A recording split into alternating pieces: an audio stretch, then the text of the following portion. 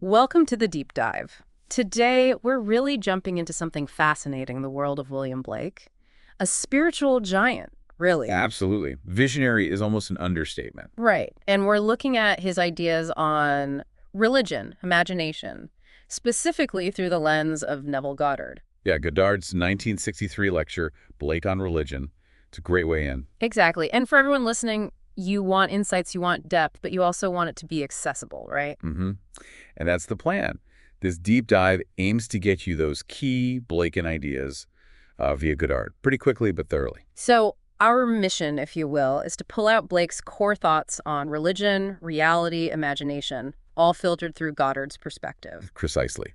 Distilling the essence of Blake's often complex work, using Goddard as our guide. Okay, let's start with Blake's big picture view, his vision of the world and how we fit in. That famous bit from Auguries of Innocence. Oh yeah, to see a world in a grain of sand. And a heaven in a wildflower, hold infinity in the palm of your hand, and eternity in an hour. It's just incredible. It really is. He starts so small, a grain of sand, and then boom, eternity. What's he getting at with that sequence? Well, it's deliberate, moving from the tiny to the immense. He's showing how interconnected everything is.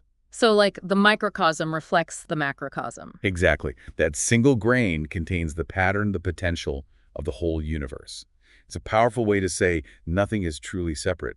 Everything's woven together. And it's not just rocks and flowers. He brings in animals right away. Right. A robin redbreast in a cage puts all heaven in a rage. That's strong language. Heaven in a rage. What's the idea there? It shows the impact, doesn't it? Caging that one bird isn't just about the bird. It upsets a cosmic balance. It sends ripples, creates discord that affects, well, everything. Heaven itself feels it. Yeah, and then he follows with, a dove house filled with doves and pigeons shudders hell through all its regions.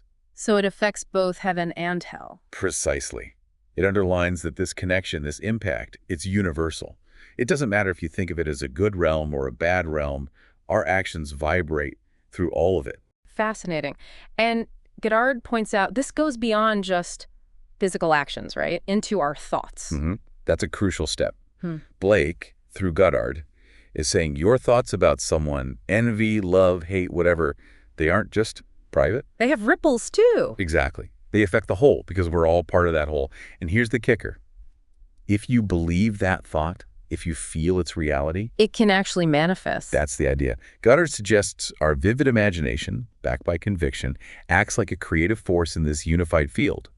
Imagining someone in a state, truly believing it, can nudge reality towards that state. Wow. Okay, that connects to Blake's concept of states then. Perfectly, yeah. Goddard uses that great analogy where like pilgrims passing through cities. Wealth, poverty, joy, sorrow. These are just cities we visit. They're states, temporary conditions, they aren't us. So the immortal man, the real you, is what Blake calls imagination. Yes, imagination is the traveler, the constant. The states are just the landscapes, the cities it passes through. How does understanding that help us? How does it liberate us? Well, it's hugely liberating. If you are in a state you don't like poverty, sickness, whatever, or you see qualities you dislike in someone else. You realize it's just the state, not the core person. Exactly. You're disliking the city they're currently in, not the immortal traveler, the imagination within them. And crucially, the traveler can move on. Right. You can leave that city and enter another. That reduces judgment, fosters compassion. Definitely. And it leads right into Blake's idea of divine mercy. Ah, yes. He says mercy steps beyond and redeems man in the body of Jesus from these states. What does that redemption mean here? Goddard interprets this divine mercy as like an inherent potential for transformation within us all. It's the power to shift from one state to another, to transcend limitation. And the body of Jesus. That symbolizes the awakened human imagination, the divine potential in us that makes this shift, this redemption from negative states possible. Okay, now we get to a really core Blakean statement. Man is all imagination. God is man and exists in us and we in him. That's the bedrock, isn't it? It's radical. It really is. Equating our imagination with God inside us. How does Goddard unpack that? Well, Blake doubles down on it. He says, the eternal body of man is the imagination, that is God himself, the divine body, Jesus. We are his members. So our imagination isn't just something we have, it's what we are. And that essence is divine. Precisely. We're all parts, members of this one universal divine imagination. which Blake equates with God, with the fully realized human potential Jesus. Which leads Goddard to say there's really only one name, one identity, and we are he. Mhm. That just dissolves the usual boundaries between self and God, doesn't it? What happens when you embrace that oneness? Well, the illusion of separation just shatters. If we're all expressions of the one divine imagination, then me versus you, us versus them, it's fundamentally unreal. So it changes how you see everyone. Completely. Yeah. It pushes you towards deeper empathy, compassion, realizing that how you treat others, how you even think about others, is ultimately directed towards aspects of yourself within this single consciousness. Okay, let's shift slightly to Blake's take on the virgin birth. Very unconventional. Oh, yeah. Very Blakean. Goddard explains Blake saw the virginity of the Virgin not as a unique historical event, but as something universal, happening to everyone. Exactly. Blake uses it as a metaphor. Every person, male or female, is the virgin in this sense. How so? We are all potentially sired by the Holy Spirit, meaning our divine nature, our true self, is awakened or born within us by this divine imaginative power, often without our conscious mind fully grasping it or consenting in an intellectual way. Like that line from Isaiah, your maker is your husband. Right. Our divine source is the creative force within. The birth of the child symbolizes the manifestation of this awakened divine potential in the individual. They realize they are the Son of God, one with the Father, which is imagination. It's about inner awakening, not just a historical narrative. That's how Goddard presents Blake's view, yes. A universal mystical experience symbolized by the virgin birth story. And Blake wasn't shy about criticizing standard religion. Not at all. He was quite pointed. He said the only true Christianity is the liberty both of mind and body to exercise the divine arts of imagination. That's central. And he called all ritual, all creeds, basically anti-Christ. Strong words. Yeah. Why so critical? Because for Blake, those external things, the rituals, the doctrines, often became barriers. They obscured or replaced the direct, personal, mystical experience of the divine through imagination. He wanted people to connect directly. Yes. The real church was within. It wasn't about belonging to an institution. It was about freeing your own imaginative power. It actually echoes William James, who said religion originates in those individual mystical moments. Blake just wanted everyone to stay there at the source. It makes sense why people thought he was, well, mad. Right. That's a fascinating aspect. Goddard mentions that story about the poet William Cowper supposedly visiting Blake and wishing he were as mad as him. Yeah, it's a great anecdote. And Goddard's take is that Cowper didn't want insanity. He wanted Blake's certainty, his absolute belief being a real refugee from unbelief. Exactly. It's about having such profound faith in the reality of imagination, in the unseen, that you're sheltered from the doubts that plague most people. Believing even when your senses or logic say otherwise. That's the essence of it. Finding refuge in belief itself. Blake had this deep inner knowing that didn't rely on external proof or, scientific evidence.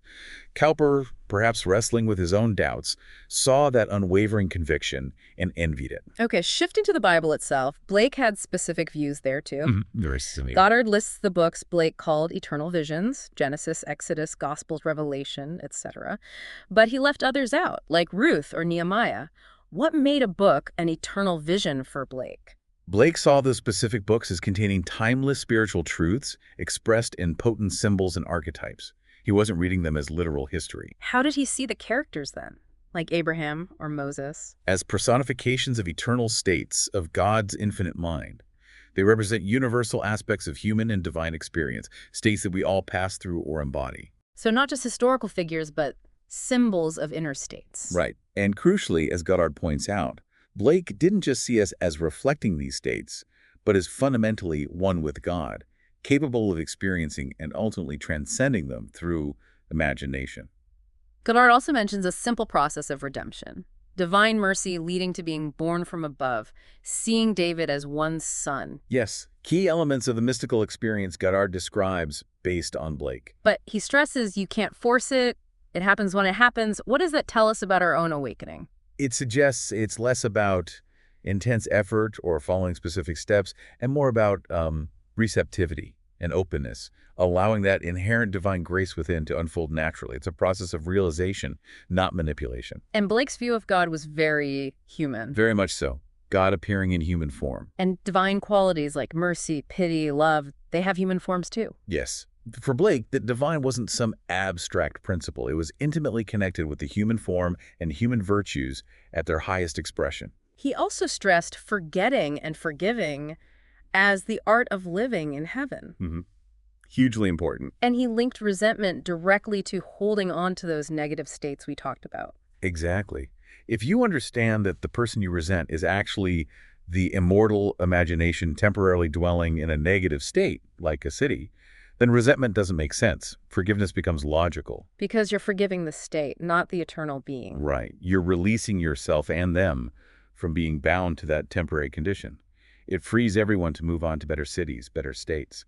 It makes the divine relatable and elevates our own potential for compassion. It's amazing how Blake's influence keeps growing despite, dying poor in an unmarked grave. He really is. His time seems to have finally caught up with his vision.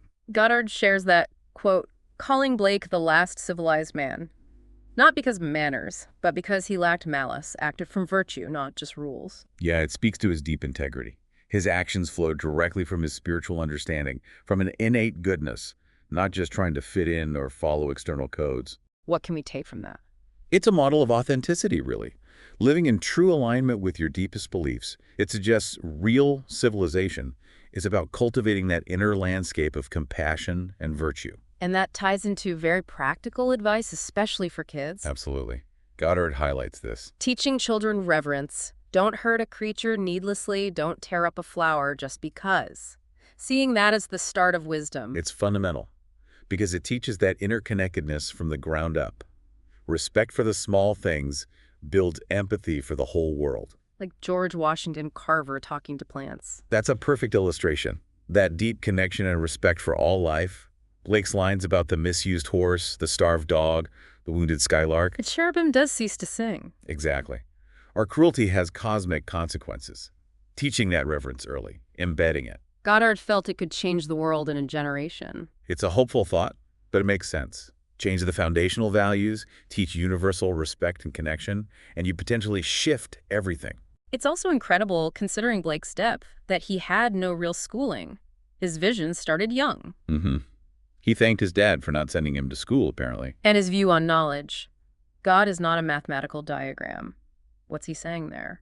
He's pushing back against reducing the universe and God to just rational formulas or scientific measurements. Important as those are, they don't capture the whole picture for Blake. So God isn't found through equations? Not primarily, no. Yeah. True knowledge of the divine comes through imaginative experience, through vision, intuition, relationship.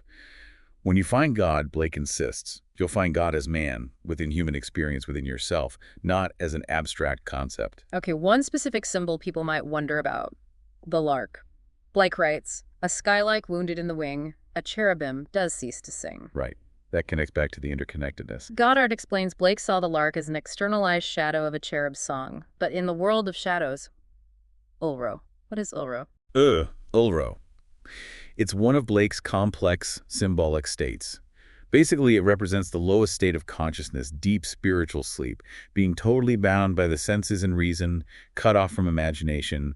It's like eternal death in a spiritual sense. So the lark in our world, Ulro, is just a faint echo of a heavenly reality. Kind of, yeah. It's the shadow, the diminished reflection of the pure song of imagination from a higher realm. So wounding the lark silences even that faint echo in this world of shadows. Which is why things like dove hunting would seem particularly awful to Blake. It's damaging that connection. Precisely. It's reinforcing that state of Ulro, of disconnection. Though Goddard does mention Blake acknowledging the necessity of, say, the lamb forgiving the butcher's knife, taking life to sustain the mortal body, is different from needless cruelty or sport. Got it. Okay, one last powerful quote Goddard shares from Blake about imagination's power. The one about firm persuasion. Yeah. In ages of imagination, this firm persuasion removed mountains, but many are not capable of a firm persuasion of anything. It's a zinger, isn't it? It really is. What's the message for us today? I think the core message is that the power is there. The limitation isn't in imagination itself, but in our belief in it, our conviction. Our firm persuasion. Exactly. When people truly, deeply believe in the power of their imagination, Blake says, incredible things happen. Mountains move. So the challenge is cultivating that unwavering faith in our own inner divine creative power. So, wrapping this up for everyone listening, wow, we've covered a lot. Blake's vision of everything being connected. From a grain of sand to eternity. The power of imagination as God within us. The idea of states as temporary conditions. And how freeing that concept is. Plus his unique take on the virgin birth, his critique of religion demanding direct experience. It's hopefully given you a solid shortcut into some deep Blakean territory via Goddard. Absolutely. And if any of this sparks something, the next step is clear. Read Blake. Yes. Get his works, get the Bible, and just read them together, with these ideas maybe in the back in your mind. And don't be afraid to reread. You definitely pick up more each time. New layers, new connections. That's great for your vocabulary, too. True. Okay, so final thought to leave you all with. If Blake and Goddard are right, if our imagination is the divine within, The creative power of the universe. what kind of world could we actually create together if we really owned that power? If we lived from that place of interconnectedness, what states would we choose to create and inhabit? And how could we help each other move beyond the ones that limit us? Powerful questions to sit with.